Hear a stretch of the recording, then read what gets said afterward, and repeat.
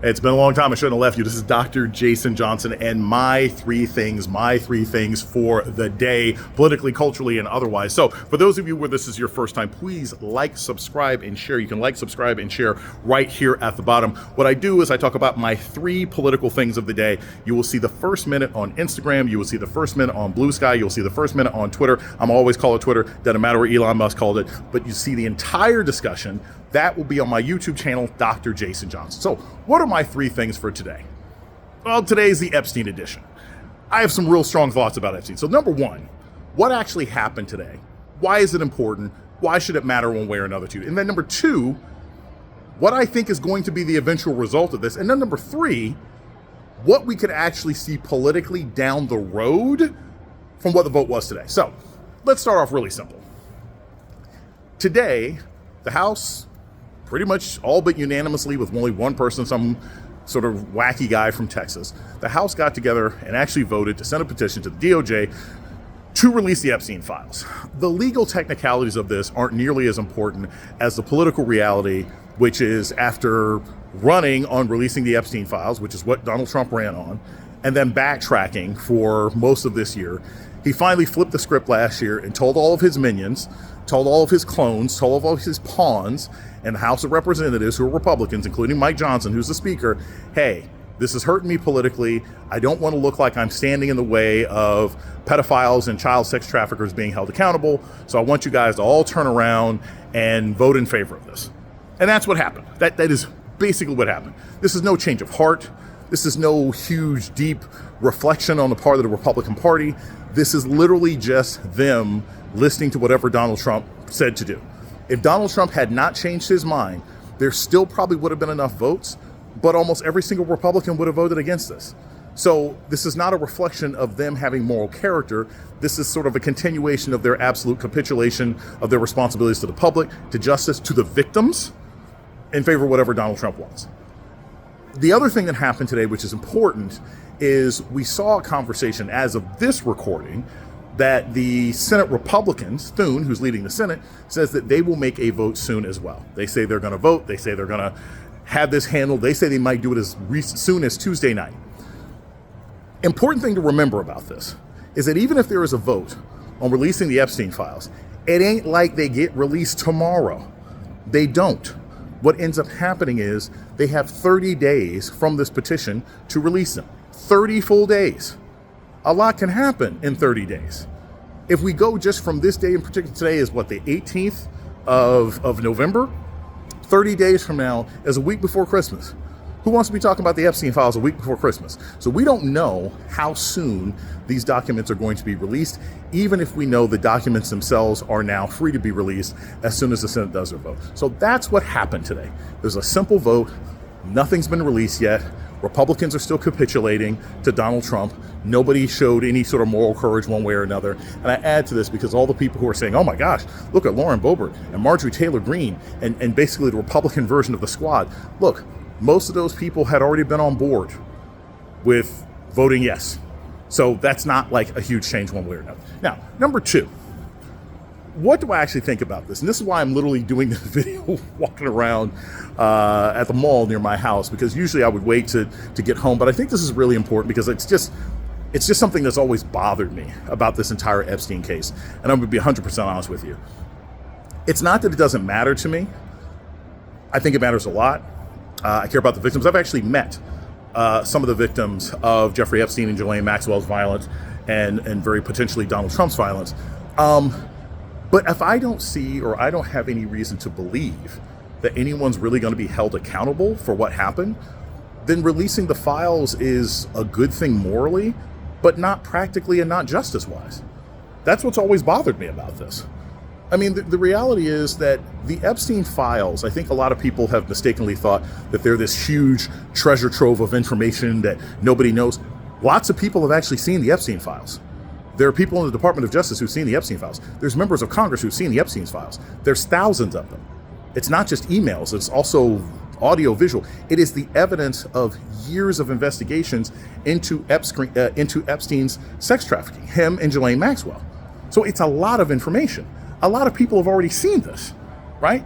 And Throughout the Biden administration, they basically came to the conclusion, for whatever the reason is, that they were going to do this investigation, and they got Maxwell and they got Epstein, and those investigations continued, but they clearly did not feel or weren't interested in finding out if that evidence led to real investigations of anybody else.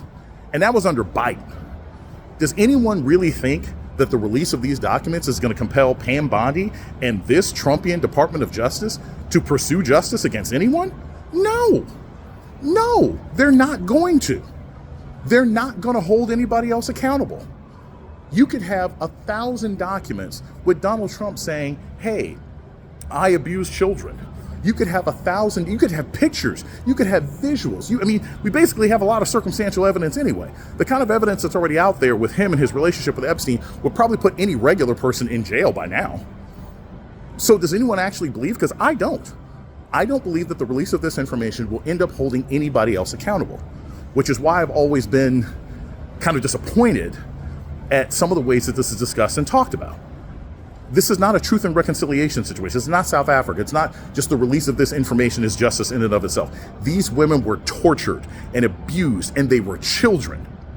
And the only two people who've really gotten any trouble about it legally are Ghislaine Maxwell and Jeffrey Epstein.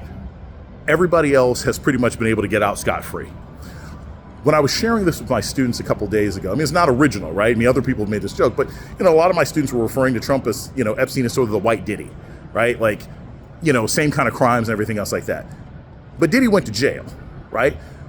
But similar to what happened when Diddy got in trouble is you notice that he had all these people who are like, oh gosh, I've never been to a Diddy white party and I can't believe he had free costs and everything. And it was so disingenuous.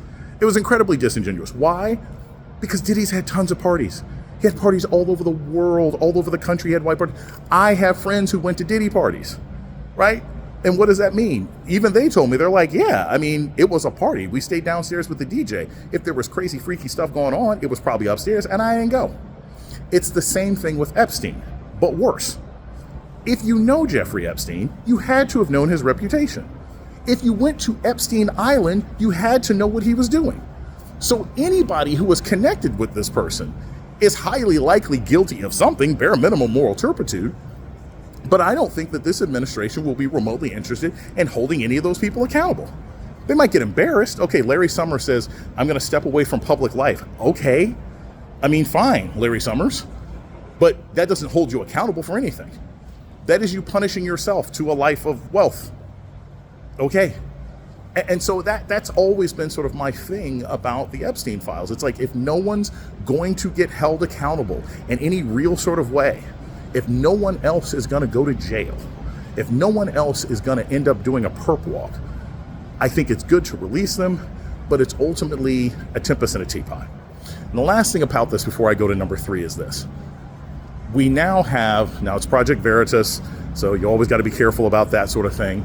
But you also have Epstein's brother saying this. There have been numerous reports, some confirmed, not some so confirmed, that the reason that Trump has finally agreed to tell his party to release the Epstein files is because they're going to doctor them.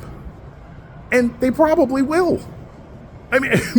Why would anyone believe this administration under any circumstances? They will probably doctor the evidence and redact everything that has his name, and redact everything that has a Republican's name in it that's important, and redact anybody else that he considers to be important. So we're going to get thousands of pages of documents that look like piano keys. Great. Fine. If you think it'll be great to get thousands of pages of Morse code, okay. But ultimately, any release that is in any way altered is not justice for these women, and it's not justice for the country. And number 3, really quickly, what do I think are going to be the long-term sort of political consequences of this? I think something that's been missed, again, in a lot of this discussion is that the Epstein files don't really matter to anybody except for the Republicans. And what do I mean by that? Well, if you are a Democrat, or you have voted for a Democratic candidate, or you're an independent who didn't vote for Donald Trump in 2016 or 2020 or 2024, you know what was baked into that decision? That this man has been accused of sexual assault of his first wife. This man admitted on tape that he sexually assaults women. We have numerous and sundry verified reports of him sexually harassing women in his employ, of going into dressing rooms during teen dressing pageants, saying crass things. At the end of the day, anyone who hasn't voted for Donald Trump at this point over the last 12 years of elections kind of assumes that he is a sexual predator, and he has been convicted of, various forms of inappropriate sexual behavior. And if that was a problem for you, you already didn't vote for the guy. The reason the Epstein Files matters is because his own people have turned around and said that this mattered. And remember, it was Donald Trump who said, I'm going to release the Epstein Files if I get elected. They're going to sit there right on Pam Bondi's desk, and then we're going to release them. And then he stalled for 10 or 11 months. So it's his own people. It's Joe Rogan. It's Nick Fuentes. It's all the MAGA people who are really pushing this. And it's the MAGA people who this will ultimately make a difference with politically. Because I promise you, there ain't no Democrat. There's not a Democrat in America who's going to be like, oh, well, the Epstein Files are going to change my vote. No, they're not. There's no independent in America who's going to be like, you know what? The price of eggs is crazy. I can't afford to buy a home. Gas is ridiculous. And I've been laid off for the last couple months. But the Epstein Files, that's going to change my vote. No. It's only really going to matter for Trump people. And I don't think, and we've seen this with Laura Ingraham and all these other people trying to find out excuses to justify sexual congress with children, I don't even think it's going to change hardcore MAGA. What I think it's going to end up doing is people who only vote for Trump, right? They're infrequent voters. They think Trump is interesting, and that's who they come out to vote. And they don't vote in midterms, and they don't vote in mayor's races, and they don't vote in anything else. I think those people, as this information trickles out, they will be disgusted. They will be upset. They're not going to turn to the Democrats. They're not necessarily going to be liberal progressive voters, but they may choose to just not turn out anymore. Because if they found out that the guy who they were primarily interested in because he was going to lower prices actually was also spending time on an island and sexually abusing children, or is implied to have engaged or know that kind of activity, they may say, this is not somebody who I want to vote for. So we may not see the real political results of this until sometime in 2026. And I'm okay with that, because at the end of the day, the only consequence Trump may face, no matter what we do or do not find about him in these files, is going to be at the ballot box, because I don't think anything's going to happen legally one way or another. This is Dr. Jason Johnson. These are my three things. So 1, the vote today, hey, it was important. Number 2, I don't think anyone's going to be held accountable. And number 3, I don't think we're going to see the results of this until sometime next year. Please like, subscribe, and share. I really appreciate it. I make it a point to try and respond to every single comment below. And later on this week, I'm going to talk about the new Supreme Court ruling. But today, I had to get to this Epstein information. You guys have a good night.